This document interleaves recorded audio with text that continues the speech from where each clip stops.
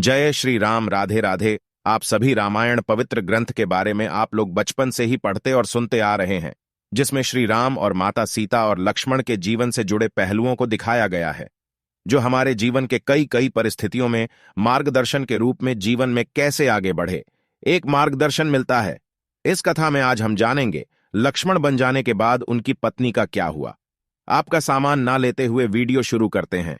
पौराणिक रामायण ग्रंथ के अनुसार शेषनाग के कई अवतारों का उल्लेख मिलता है, जिनमें राम के भाई लक्ष्मण और कृष्ण के भाई बलराम मुख्य हैं।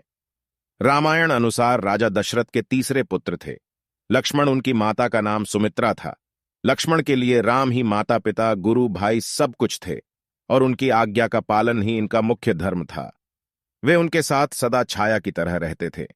भगवान श्री राम के प्रति किसी के भी अपमान सूचक शब्द को ये कभी बर्दाश्त नहीं करते थे।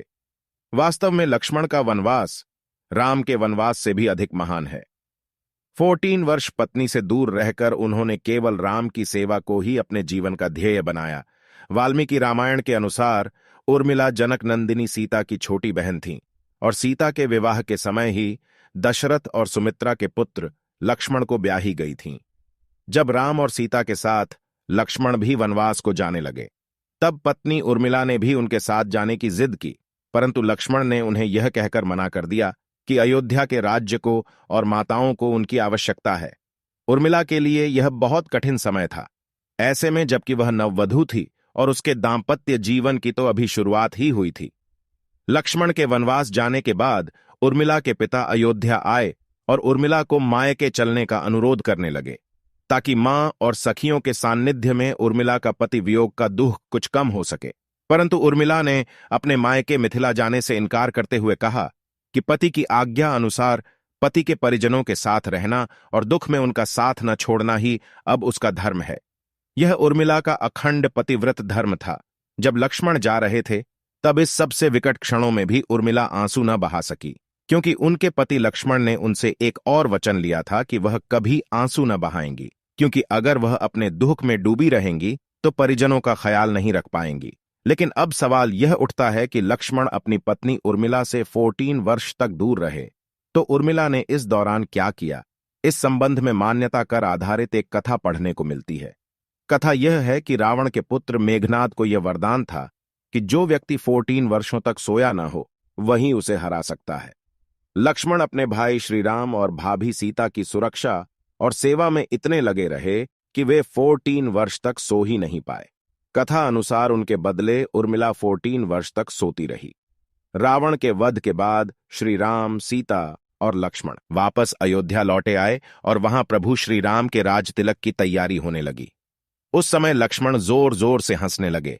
जब लक्ष्मण से इस हंसी का कारण पूछा, तो उन्होंने कहा कि सारी उम्र इसी घड़ी का इंतजार किया था कि मैं अब श्री राम का राज तिलक होते हुए देखूंगा, लेकिन अब उन्हें निद्रा देवी को दिया गया वो वचन पूरा करना होगा जो उन्होंने वनवास जाने के पहले दिया था। दरअसल निद्रा ने उनसे कहा था कि वह 14 वर्ष के लिए उन्हें परेशान नहीं करेंगी और उनकी पत्नी उर्मिला उनके स्थान पर सोएंगी। निद्रा देवी ने उनकी यह बात एक शर्त पर मानी थी कि जैसे ही वह अयोध्या लौटेंगे, उर्मिला की नींद टूट जाएगी और उन्हें सोना होगा। लक्ष्मण इस बात पर हंस रहे थे कि अब उन्हें सोना होगा और वह राम का राज तिलक नहीं देख पाएंगे। उनके स्थान पर उर्मिला ने यह रस्म देखी थी। लक्ष्मण के उर्मिला से अंगद और चंद्रकेतु नाम के 2 पुत्र तथा सोमदा नाम की एक पुत्री उत्पन्न हुई। अंगद ने अंगदियापुरी तथा चंद्रकेतु ने चंद्रकांतापुरी की स्थापना की थी।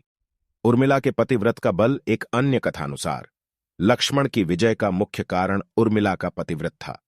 मेघनाद के वध के बाद उनका शव श्री राम जी के युद्ध शिविर में रखा हुआ था। उस शव को मेघनाद की पत्नी सुलोचना लेने आई। पति का छिन्न शीश देखते ही सुलोचना का हृदय अत्यधिक द्रवित हो गया। वह रोने लगी।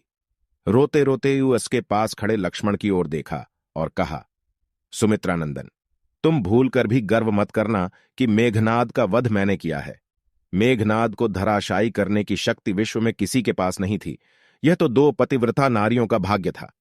अब आप सोच में पड़ गए होंगे कि निद्रा देवी के प्रभाव में आकर अगर उर्मिला 14 साल तक सोती रहीं, तो सास और अन्य परिजनों की सेवा करने का लक्ष्मण को किया वादा उन्होंने कैसे पूरा किया?